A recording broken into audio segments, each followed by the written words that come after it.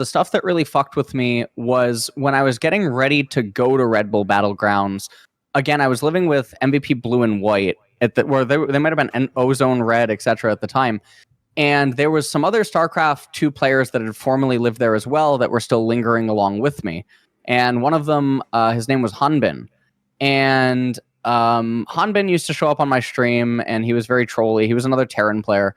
And when I was at the Red Bull LAN, there was an issue with my family. And then in addition to the issue with the family, I got physically harassed in the elevator. And then also there was like broken glass bottle. There was someone banging on one of my hotel room door, and there was broken glass bottle that was slammed against it. And this is why I disappeared the last 1 or 2 days of the events, and I was actually in Day 9's green room backstage. I was with Day 9, I was with Husky, and I was with Cara LaForge. Lafore? I don't know how to say her last name. She was like a journalist or something, right? Day 9's mom. Oh, okay. So Day 9's mom was there, and so I was with them when these things happened. And before my matches on match day, Hanbin had messaged me on Skype and told me that the coaches said that I can't return back to the Korean Pro House. Now, just me getting to this event was funded by Day 9 because I didn't have any money. I only had a couple $100s. And I didn't have anywhere in America, obviously. And I was very lucky to be living with MVP Blue and White, Ozone, whatever you want to refer to them as at that time period. And I was paying a couple 100,000 Korean won per month in order to continue to stay there. And I could barely do that as it was. So for Hanbin, he trolled me for a couple hours, but my anxiety was just going through the fucking roof while it was happening.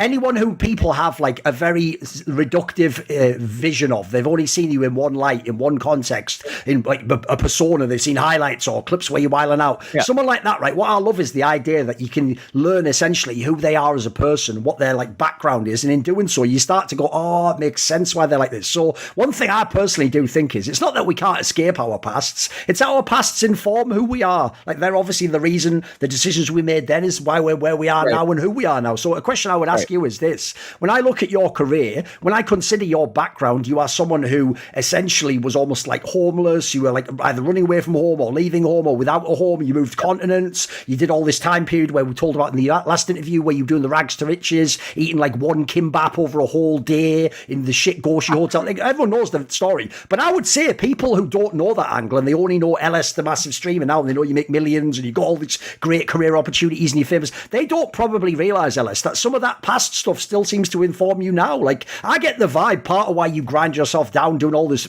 streams, they might just think it's purely because you're seeing the numbers go up on the number. I think part of it's that you remember what it's like to be homeless. You remember what it's like not to have opportunity. You know that in theory, maybe I can go back to that. That's part of it's sort of like, I've got to keep hold of this while I've got it now. I've got to strike while the iron's hot, right? Yep. I actually, funnily enough, I talked about this with my my psychiatrist today. I like, this has been one of the main focal points, actually, is the work ethic, my refusal to take breaks, and fear of money. This is a thing. I mean, I obviously, like, I joke on my stream, 39K, right? Because that's what comes up if you search my net worth and stuff. But anyone who's ever visited my house would know it's very empty.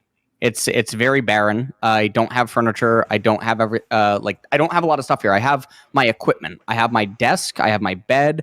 I have essentials for like my day-to-day life. And outside of that, nothing.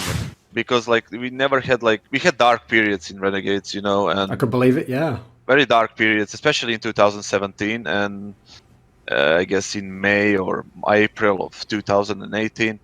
In 2017, we had issues with like Yam leaving, Rick being removed and then he's off to CLG.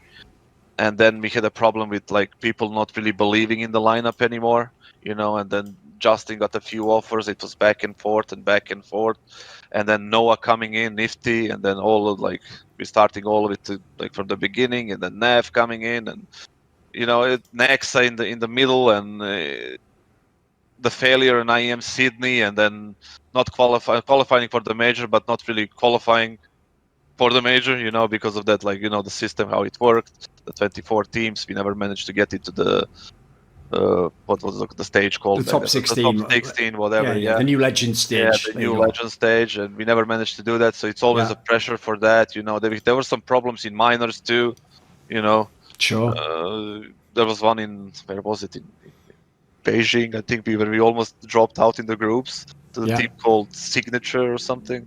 Oh man, that was a story. That would have been the lowest point ever if you bottom out of even the Asia Minor. I don't think we would come back to Detroit after that. I think everyone would just be Okay. like, there was like a game against them where I think we lost the first map. It was Mirage our pick, I think. Or there, I don't know. We just lost the first map and we won the second pretty convincingly. And we played the overpass as a third. I don't even know. Back then, I don't even know how it ended up being overpass, because we usually never play that. It was a decider, and if you win that, you're just proceeding to the minor. And if you lose that, you're out in the groups of the Asian minor. That's pretty embarrassing thing to do. Bit frustrating, not too much. We knew that it wasn't really our fault. We couldn't do really anything about it. It was the scheduling problems between ESL and Valve and all that bullshit that was happening. So we just had to take it, and that's it. Especially, even with the ECS one season, we had to take it because that was before we went to Thailand on that event, that bullshit event, we had to play the closed qualifier for the minor next year, right? And that was the last. We actually didn't play an online game after that for 550 days. That was the last online games that we played. That was the end of 2018. We played it in Sydney in Gfinity Studio, I think. And it was like a back and forth with Greyhound, but we managed to win it somehow. And after that, it went to I still remember that tournament. It was a third. Imagine this upper bracket final, and we are playing against Greyhound. Map 3 is about to start. I get a call from the Thailand embassy. You need to come here and pick up your passport. Either you get it now or you get it like next week or some shit like that. And if I get it next week, I won't be able to attend the Bangkok event. So I had to get up from the PC and miss the whole third map. So I run to Thailand embassy to pick up my passport with my Thailand visa so I can come back. So it was a mess with scheduling. It was like that was so crazy. When you used to play and you were a 14 or 15-year-old lad from Croatia, probably didn't have fantastic English at the time, still obviously didn't really necessarily understand esports because you're just playing League of Legends, you're just on the ladder, but you're getting to play against really good players. Perks, did you used to talk a lot of shit? Did you used to flame people? Did you sort of type if you beat them and stuff? I never actually like wrote that I was gonna beat someone at LAN. There was actually like that was like before I was on team with Gilius. Yeah. He was like telling me we'll see you at LAN, because I was talking a lot in solo queue. Okay. And then like we saw each other in LAN, and I shook his hand and she shook my hand and he just smiled and like nothing happened, obviously, just the esports. Okay. Like I'm gonna see you at LAN, bro, And but yeah, I used to be pretty, I guess, whiny and annoying in solo queue. Like maybe I still am sometimes, like very, very rarely, but it's like back in the days, like 3 years ago, a lot of like us European pro players, we had to like learn how to behave ourselves, in solo queue and etc. So yeah, I was part of all of that too. Yeah, back to the point, like at Worlds, I just collapsed like after the first week when we played like Albus Nox. Then like I died to a jungle gank and he went like over the ward or something. Like I can't believe it now, and then like I went to my room and I cried in the hotel room for like 2 hours or something. Like I was shaking, like I was thinking to myself, I'm just gonna fucking retire now, I'm not gonna be a pro player anymore. Like okay. Like fuck this. I mean this is like the thoughts that were going through a 17-year-old kid, that was like that's been through a huge burnout and a mental shock and block and everything. Like there was like so many thoughts going. I remember everything clearly, And then like the physio took me to I went with the physio to like a restaurant or somewhere, I don't know where, and like he was like calming me down and like he was like a real bro that night, And then like that's like when you hit like the rock bottom, or like at least how you feel, is the rock bottom. Like for me, It was just like mentally, it was like the worst thing that could happen to me, because like I knew I was a lot better than that, And it was like really shocking. Yeah. So that was like, I guess, the turning point in my brain, you know, that like I just thought to myself, well, I'm just bad, so I will just like improve and get better at everything that I'm not good at, you know. You know, what you'll notice is one of the things I have never done in my career and will never do. I have zero interest in pandering to anybody, but pandering is a key component of how you become a successful influencer. And so what happens is these journalists, they get a story wrong. You know, again, we can use, I believe it was Wulu that did this. They get a story wrong and then they throw a source under the bus and go, whoopsie, my source completely fed me bullshit. It was all his fault. And it's like, hang on.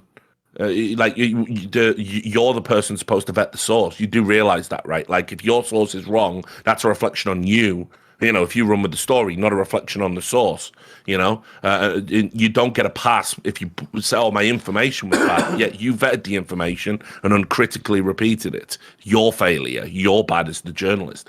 But because if you have a history of pandering to your audience, to your readers, to your viewers, what they'll do is they'll go, "Don't worry, get him next time, King.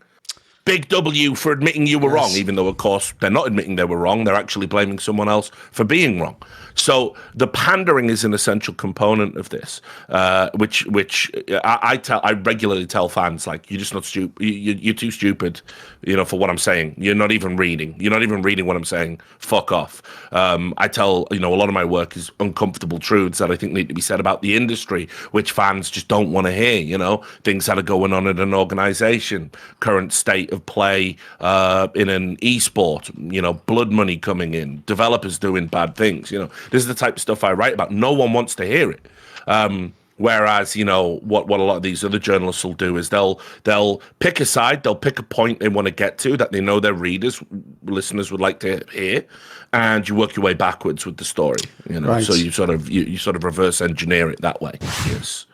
If it's something important, then you can never wind that back. Like you really can't.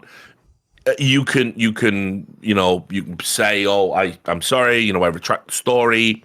Nah. The way it works now, the initial allegation gets all the noise, all the sound, all the fury, and the reality gets none of the attention, you know. And I've seen this, you know, around, you know, allegations that have been made about people's conduct online. I've seen it in real crazy things. Like, I mean, I interviewed Keemstar because I wanted to give him a platform with a credible journalist so he could essentially talk it out. When he had said about that old, who's sadly passed away now, but the old RuneScape streamer that he falsely accused on Drama Alert of being a pedophile. I mean, he fucking hell. Yeah, he said, you know, it wasn't his story, and he's just the host of the show, and he just read it, and they fired the news writer that researched it. It was literally just based on looking on two pictures. That was it. And you know, like that old guy's life was ruined. I mean, you can't even imagine. Like, just he was just a dude in his, I believe, in his late 50s at the time. He passed away this year, I think, with a tumor in his early 60s. And you know, he was just a nice old dude that streamed RuneScape, that was kind of remarkable in the streaming space because of his age, but he played RuneScape since the game had come out. And, you know, and he was just a kindly old man who just liked to stream video games to a very small audience. And Keemstar blew him up saying he was a pedophile. And, you know, you can't even imagine what that does to someone. And it's like all the apologies in the world are never going to make up for that trauma. I mean, even up until the last time he talked about it, he said, like, that's the worst thing that ever happened in his life. You know, imagine that, you know, like, so, yeah, the guardrails that you put up will protect you from doing accidental cruelty, inexplicably horrible things. Right, at this point in time, explain to me the setup of Origin in that sense, though, because wasn't it something weird, like you were in some like team house in fucking Spain or some mad shit? Like, what was going on with that? Give me some. There's got to be some stories with this, I know. So we had a setup in Tenerife, and Tenerife is basically, I mean, it's a Spanish island, but it's Africa, right? It's literally next to the great Western Sahara, I think. Like, it's basically in that corner, right? So I flew over there and arrived there, and I drove to the house, and I thought it was going to be like a small house, whatever it is. I arrived there, and I see the entrance. It had like a large entrance. Then I'll get to the actual house. The kitchen is literally as big as my entire apartment right now. Okay. So it's like a mansion. Yeah, it was a mansion. It was a real mansion. We had a pool. We had a paddle court next to it. We had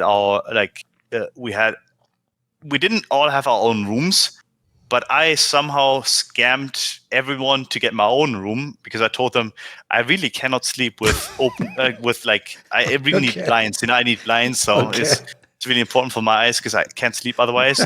So I get the best room, the best solo room, and meanwhile Peke and Mithy had to share a bed and share a room for quite a bit. So I kind of finessed myself in there. But the setup was we had our it was in North America, like an LA setup, basically. That's how I'll put it. Like the team houses you saw in season 6, season 7, I guess, when the money picked up a little. That was basically all set up back in the days, and they Peke and the O Gaming staff at the time, which was our Azubu / Twitch equivalent, literally held parties at the place and whatever it is. So it didn't feel like gaming at all.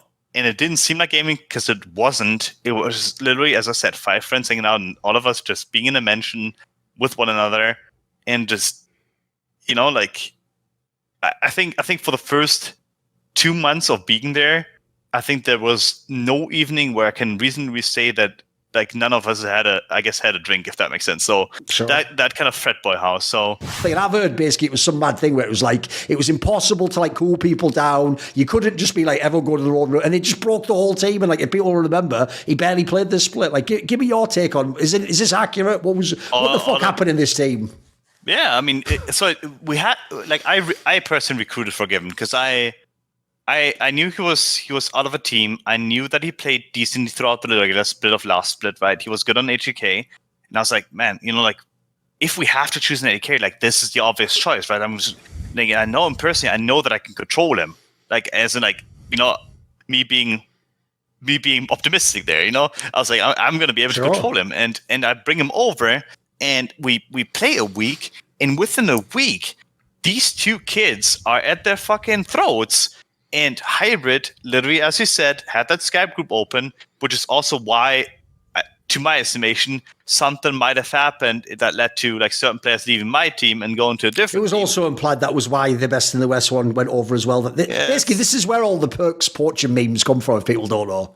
Yeah, I mean, there was literally a committed Skype group between like, I think it was like some Fnatic members. I mean, not Vekas, that's for sure. He was not part of it. I know that at least.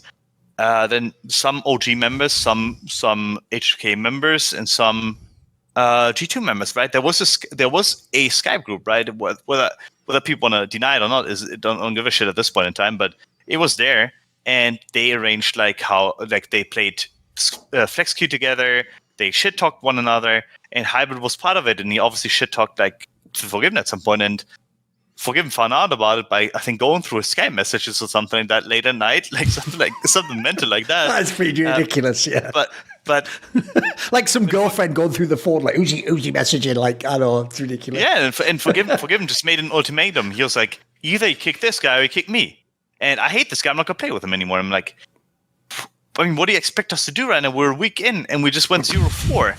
Like exactly. How are we going to remedy that? Like they say no man is an island. We all need people who've got our back. And supporting me and the content on my channel are the following people: Matt Pugnatio Rajcula, The Concept, Animosity, Banediesel, Ben Glass, Jasun, Jensen Goh, Tosh, Toucan, and you know it. Always a special thanks goes up to my main man, Jerky's Minion.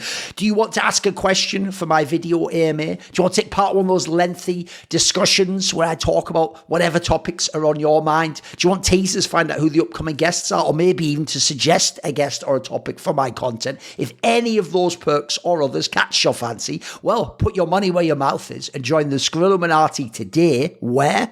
In the Patreon link in the description box below.